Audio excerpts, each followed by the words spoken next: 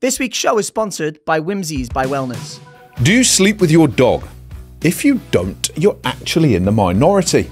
56% of people report sleeping with a pet in their bed. 86% of puppies would choose to sleep next to a person when they had the chance. Should we all be snuggling up to our dogs? Welcome to the Dog Scholar.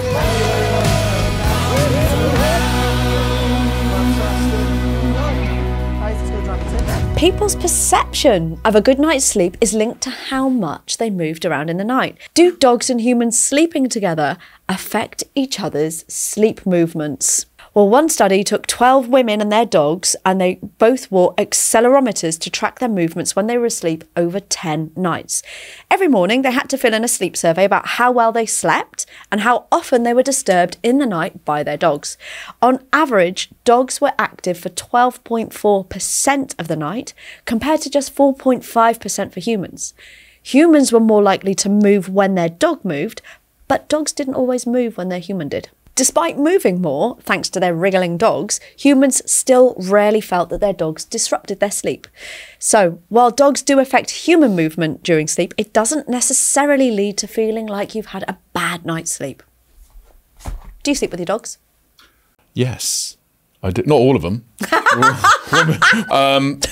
Periodically, yeah. It depends on whether the mood takes us. Different dog for a different night of the week. Do you make them take it in turns? but we do vary. To be honest, it's me that will say it. I'll say, "So the pumpkin's coming up," or I just open the door and you'll just hear, "For God's sake!" from the bedroom upstairs, as one of the dogs has just dived onto it. But I like it. The dogs crash out. They're not problematic, as long as they've been well exercised. If they've not been exercised, they're fidgety. Sherlock's a bit of a pain. He spins around like a blooming weather vane sometimes, but they just get in, they crash out. It's lovely. Yeah. It's lovely, and I find myself having, I don't know about Lou, but I find myself having an enjoyable sleep cuddling up to the dog. I love sleeping with my dogs. I've always got them up there. So Luther in particular, I have a great night's sleep with Luther. And Luther will snuggle under the blanket with me. And sometimes when we wake up, I'll be completely spooning him. And I'll take him away with me, like in hotels and stuff. Like when I come up to Liverpool to see Danny, and Luther will be asleep in the bed. And the last time I went up, we woke up and I was facing the other way and Luther was spooning me. It was lovely. But Mike has a terrible night's sleep when we have the dogs in bed. He hates it, but I'm completely comfortable with it. And all my dogs will do something different. So Luther will go under the blanket and snuggle in. Jimmy likes to go under and snuggle in at a different spot, and Red will literally lie in between me and Mike like a sausage. I'll get exactly the same with Sherlock. Loves to.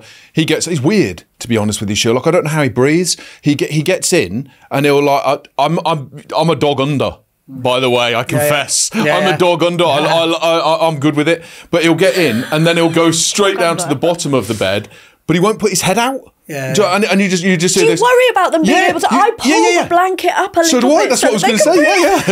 And then he spin and go back under. Exactly. And you just see this like that, and I have to lift the blanket with my feet, so that his head's poking out, and I think you won't die. But Tink there, she gets up. It's like sleeping with a child, that's a tired child. She'll get up and she'll come on, she'll put herself under, she'll put her head right on the pillow beside you, either nose under your chin like that, and her as well. It's that anybody will know who kips with their dog that you get that. I love and you think, oh, bliss. And You're settled. that's just your partner going. As long as it's the right end. God. Otherwise, it's what about you, problematic. Danny? Do you sleep with your doggies? I don't sleep with them. I hate this. I'm a dog trainer that's allergic to dogs. Drives me insane. Literally, but that's how committed you are. So there's exceptions. I invite them up, and there's another thing as well. Obviously, it's no shock to anyone. I've got ADHD, so when I sleep, I'm a very restless sleeper. Even when I feel like I've had a good night's sleep, reports will come in the next day that I haven't stopped moving and elbows are flying everywhere. So I don't sleep well when the dogs are on the bed, and I'm pretty sure they wouldn't sleep well with me. But I invite them on, we have a cuddle in the bed and we watch telly. And then in the morning, if I'm having a day where I'm going to wake up but I don't need to get up straight away, I'll invite them back on and have a little snooze. Ralph's brilliant in the bed. He's like a hot water bottle. He's like a dog. You can just put him in a position and he will stay there all day long. Flint's not really like that. Flint's dead affectionate in everyday life, but he doesn't want to come in and lay on the bed with you. And I've invited him on the bed and he'll just kind of he's obsessed with me, Flint. He'll just stare at me. And even when I wake up in the middle of the night, I get up to go to the toilet and I can just see the moon reflecting off his eyes. And I'm like, does this dog sleep? Does he even sleep? He sleep in the room. And I've invited Flint on the bed a few times, and he'll just kind of stare at me, and then he'll just look at the bed, and I'll go on then, and he'll jump off in his own bed. Is the way he is. But an interesting point is I have dogs that aren't suitable to sleep on the bed. Wade loved being on the bed, but he just keeps spinning around on your head because he's just ridiculously excited and loves me to bits. Logan is, everything is 100 mile an hour with Logan. And as we know, like us, dogs can have dreams. I wouldn't trust Logan on the bed in case he lashed out in his sleep, which is known. It is dogs like us, we can lash out in our sleep. Dogs do the same. Everything with Logan is very, very intense. There's videos on my social media if you want to see the way he gets a ball, if you give him a ball. Like if your finger's in the way, you're losing them. Do you know what I mean? Everything's a million mile an hour. So if something was to startle him in his sleep, and he lashed out, there would be, that would be there'd be serious consequences to that. So he's just not a dog and do that, but it doesn't mean it affects the relationship. It has a negative impact on the relationship. Do you feel better with your dog in the bed? Because this study found that people felt more comfortable. They had more comfort. I just find it enjoyable. I just like you hit the nail on the head. It's like a canine hot water bottle. And it's just like someone. Or something to just be warm. Do you know? I mean, I know that should be a partner's job, shouldn't it? And if you've got a partner, but it is, it is. But it's a different thing when you're just cuddling up to a pet sort of thing. So whether I sleep better or not, I don't know. It depends how. I don't, just because I'm very aware that I'm wriggling around. And do you prefer to sleep alone? Generally, one sec, it's that I wriggle around and I'll just and I'm like, I'm pissing you off, aren't I? You know what I mean? So we'll have our cuddle and I'll go on then, mate, get in your bed, and he'd jump in his own bed. Do you generally prefer to sleep alone though? Because with this one, lots of people find comfort in sleeping with somebody else, or in this case, an animal. But if you don't like sleeping with your dogs, generally, because they're restless, do you prefer to sleep alone anywhere? Are you going to try and get me in a world of shit? Yeah. Oh, that's what I was just going to say. I've got to say that now, haven't I? Yeah. It's okay, yeah. No, I do find comfort in my own space. My dogs were designed for, well, they're not really designed for, but the ancient Aztecs used to keep them, and they would use them in the night because they're hairless. They would sleep on particular areas that had aches and pains, and people would wake up and the aches and pains would be gone because they feel warmer. Their body temperature is the same as any other dog, but because there's no fur in between that, it's like the difference between having a hot water bottle with no cover on, which obviously feels hotter to the touch, and a cover on. So they used to be used for that. So my dogs are very good bed friends. Lovely. Well, we know that dogs are similar to humans, but how do they compare to other pets? Who's better to sleep with, a dog or a cat? Well, luckily for you, the University of Florida took information from nearly 1,000 women inquiring about their sleep habits, their sleep quality, and their pets' sleeping locations. They assessed the quality of their sleep using something called the Pittsburgh Sleep Quality Index. And they also looked at factors like comfort, security, and the frequency of disturbances, importantly, from both dog and cat bed partners. They didn't find any significant link between pet ownership or bed sharing and sleep quality. But what they did find was that dog owners would tend to go to bed and wake up earlier compared to people who only had cats. They found that dogs who slept in their owners' beds were reported as less disruptive and contributed to stronger feelings of comfort and security than cats. They also found that cats in the bed were reported to be as disruptive as human partners.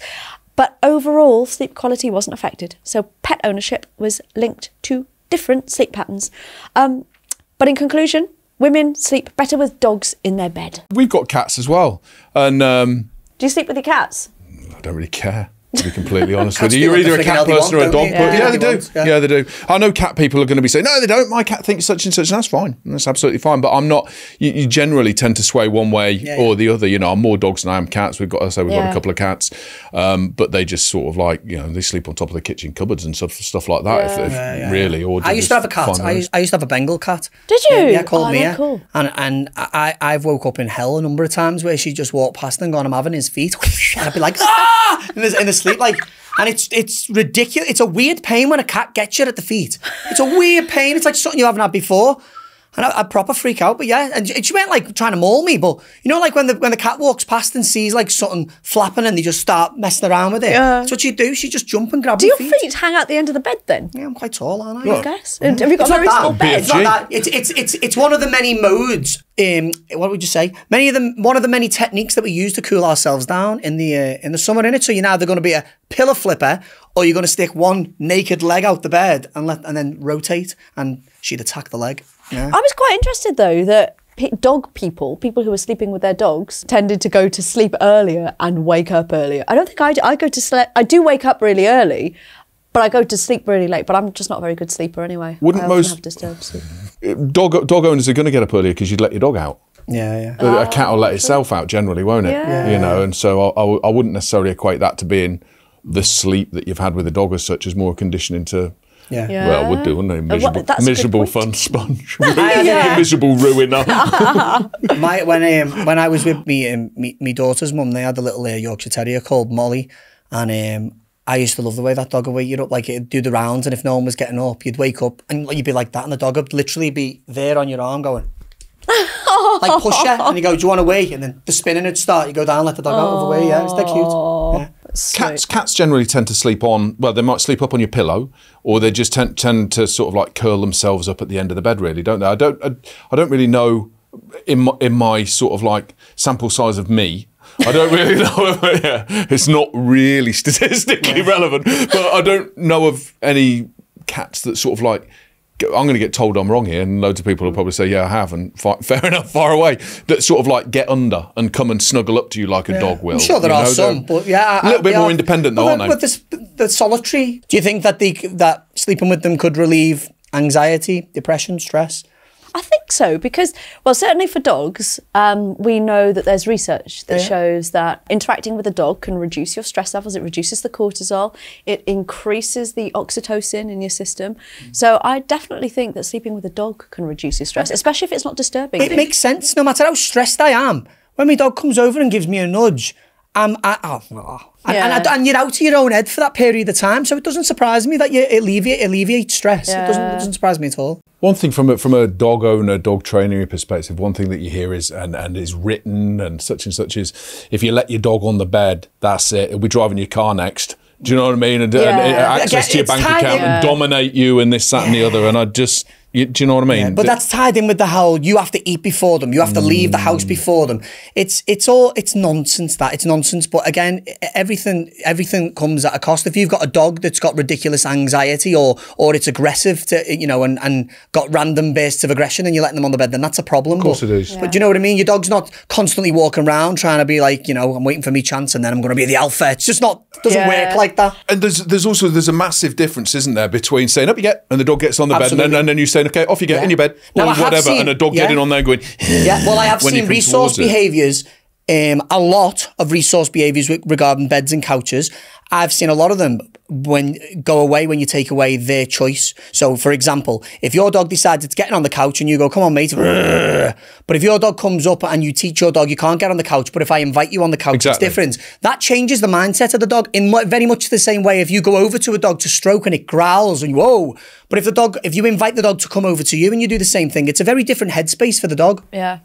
I think there's a crossover, isn't there, between that sort of like, well, they'll be the ones that's in control of you, and and then saying, well, hang on a minute, if you've got some rules, boundaries, and structure in your home, then you can let the dog do whatever you invite the dog to do, and it's not going to sort of like create this terrible imbalance whereby dog tells you to do the washing up. I wasn't surprised though that people slept better with their dogs, but I wonder if the cats now know that, whether they're going to start a campaign against Team Dog.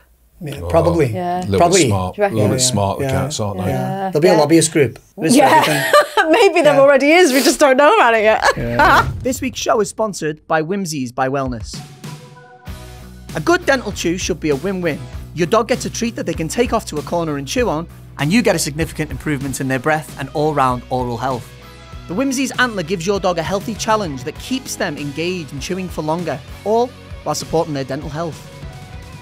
Look out for Whimsies in pet stores or order online by clicking the link in the description. I looked at a study that considered whether sleeping with a pet would improve or worsen children's sleep. Parents of 200 children who were aged between 11 and 17 filled out sleep questionnaires, which detailed things like the bedtime and wake-up times of their children and how often they woke up at night and their overall sleep quality. All of the children wore an actigraph, which is similar to a watch, which tracked their movement during sleep. They also wore sensors to monitor their brain activity and their eye movements and their heart rate and their breathing, and that gave a deeper insight into their sleep quality than just the questions. Now, the study grouped kids based on how often they shared their bed with their pets, whether it was never, sometimes, or often. They found 35% of the children often slept with their pets. And across all groups, there were actually no significant differences in sleep quality or other sleep aspects at all. Yeah. There was one noticeable difference, however. Children who often slept with their pets took the longest to fall asleep. So, yeah, there's no sleep quality related reason to stop kids sleeping with their pets. I just want to absorb Jamie's role of fun sponging. Sorry, it's yours. I just want to say I'm also biased in the way that I deal every single week with people and children being bitten by dogs. So I know there's many more in terms of percentages that have great relationships and sleep with their dogs. I'm aware of that, but I see the impact that it can have when it goes wrong. So to me, your child's safety is just not worth the risk. Enjoy your dog, love your dog, they're part of your family, but understand the risk. It's a personal decision, isn't it? Were you surprised by those results? Not really. I mean, especially when they said that kids didn't get to sleep as well with a dog in the bed. Well, they took longer to get to sleep. That's what I meant. I just worded it terribly. Because they slept okay, I remember. So, yeah, they took longer to get to sleep, which doesn't surprise me because they're probably playing with the vegan dog. Yeah, but better that than being on a screen. But when children are looking on their phones... blue light. It's the blue light. It's not great for your circadian rhythms at all. No. So I would prefer... I spoke to a friend of mine on that. He studied it, you know, I would digress a little bit, but I'll be dead quick. His PhD was similar to that kind of stuff, and he said to me, getting rid of that will increase your sleep. Since then, I put my phone on D&D from 8 o'clock. I sleep much better. Yeah. I'm surprised that any of the kids slept at all with all the sensors that were hanging off them. I know. You just said that. I thought you're like a bloody marionette puppet. Aren't you? It's like Pinocchio going to bed or something. Do you know what I mean? That's a really good point, actually, because it's not a normal their eyes, their movement, their heart rate, their whatever, and you think, blimey, how many sensors did they have? Another thing to consider as well is I wonder what the dog's perception of that was, because when you can make changes in the everyday environment, it can make dogs a bit wary, innit? Yeah, that's true. Dogs like, what's going on here? I wonder if kids see the dogs as a living, breathing teddy bear. And of course... Yeah, I think you would as a kid. Yeah. I did. I think I did. Well, in the other studies, we saw how dogs gave people a better sense of security and comfort when they were asleep. So it doesn't surprise me that that children would find the same thing with dogs. The thing is, with kids, you know, they're blessed with this naivety of they don't know the reality of situations. Have you seen that video going around? It's viral of the family in America with the little daughter. She must be about 3, and there's a black bear coming towards them. Oh. Have you seen it? No. Please, I hope we can. And she's just stood. No, it's hilarious. Oh, right, no, she's got a really strong Southern American accent, and this black bear comes towards everyone, goes whoa, and she goes, I won't pet that dog. and they go, oh, it's not a dog. And she runs out and goes, I want to pet that dog. No. Like puts her hands there, they pull her back, but it's hilarious. But it just highlights to me the naivety that we have in children and you know, how we have to safeguard our kids. But watch that clip is so funny. Yeah. It's really funny, yeah. Did you used to sleep with dogs as a kid? Yeah, all the time. In fact, everything I advised, I was the opposite. We had a Staffordshire Bull Terrier that was great to sleep with. She loved it. But we had a Lhasa Apso, and she was a bit of a looking back, she was my mum's dog, and all the stuff now that literally gives me anxiety, that dog used to do. Yeah. If she was sat with my mum and you went over, and my mum would be like, oh, she loves me, and I'd be like, and now I'd be like, oh my God, what have we got? But I was obsessed with trying to make that dog want to sleep with me, and she was quite aloof. She loved my mum. She wanted to be with me mum all the time, but she didn't really want to be with anyone else. And I remember like going to sleep, she'd jump off the bed, I'd get off the bed and I'd put her back on. And I'd do it again and again. And I never got bitten, but you don't know what you don't know at the time, do you? So I used to do something which I know you're both going to hate. When I was a really small child, my parents had, they kept Great Danes. And we had this one big Great Dane called Gabby, which, side note, my daughter is convinced she's named after. I am now. And me. Yeah. No, I mean, there might be Jury's out. something deep down psychologically that says that name is associated with a really lovely sense of comfort and familiarity, but she wasn't directly named after the dog. Okay, let's just get that straight. But when I was a Should kid... have kept that for the idiotic memory episode. when I was a kid, I used to go into the dog's bed with the dog and curl up and sleep with the dog. Which I know you're going to hate. Yeah, that's it. But my parents would be like, "Where's Sabrina gone? Where is she?" And they go, "Just check the dog bed." I used to do stuff like that. Yeah, I did all that. But good job he was a soppy dog, because that could have ended quite badly. Again, when you think of the cost of puppies back then, they just weren't bred like they are now. And you know, I'm not going to go on about it because we touched it before. But when you breed that many, you're not controlling temperaments, and dogs are a lot more angsty and unstable than they once were. It's not to say they weren't ever incidents. They was, but not at the rates that you see. That's what I was going to say. That's the point I was just going to make on that, was where we say about the bad things that or could happen if you sleep with a dog. I'm not advocating that people go and stick their kids in bed with a dog, or the kids goes in the dog's crate and stuff like that. But there is the aspect of, undoubtedly, there would have been incidents where the dog's been naughty or bad or do you know what I mean, dangerous or whatever. But I just think now we didn't have access to knowing that. It wasn't statistics that was collected. Now we've got the internet, which tells you anything and everything, you know, that anybody's done. And so any and every incident of that is there for you to know about. So is it that it's happening more than it did, or is it that we're more aware of it because we've got more access to information to let us know about happenings than we previously had? I don't know. I don't know the answer to it. I'd say there's an element to that, but I would say that there's an increase in it. I really, but just through the numbers, so just statistically speaking, how many dogs do you think they were in the 90s compared to now, when there's like 13 million dogs in the UK? Yeah. Just the statistics alone would naturally bring the numbers up. Never mind the temperament. That's true enough. On to listener questions. Okay, question number 1 comes from Roach from Lancashire. When my dog sleeps, sometimes it wiggles around and makes funny whining noises. Is it possible for dogs to dream? Yeah. Yes. Yeah. Yes, Next question. Yes, we believe so anyway. We can never directly tell because we can't get into dogs' heads or ask them to self-reflect in the same way that humans can. But what we do know about dogs is that they have similar REM patterns, which is the stage of sleep where we actually dream as humans do. So it's entirely plausible that they do in fact dream. A rapid eye movement. Exactly. Exactly. We have quite unique with Ralph, you know, and usually when a dog dreams, I've found that your dog does the kind of the same things in the dream. They now they go, whoop, whoop, whoop, whoop, whoop, whoop. Or do you do all this with the fingers? And again. Deja vu. Not that. So, they wiggle the fingers, and Ralph does so many things. He has, I'd love to be in his head. Sometimes he'll make them woofy noises. Sometimes he'll wiggle his toes. I've seen him flat on his side in a full gallop in his sleep. And then one night, me and Charlotte were laughing our head off. He was having some sort of scrap. He was like, rrr. And when you looked at him, he was asleep and he was curling his lip and everything. And I went, Ralph, and he just went back to sleep. Yeah. Flint makes funny noises as well. Aww. Yeah. We're actually developing an episode on this, dear listeners, so if you want to make sure you catch it, press subscribe now. Question 2 is from Gerald, who's in Staines in Surrey. Are there any differences in sleep patterns as dogs age? I have a puppy that sleeps a lot in the day.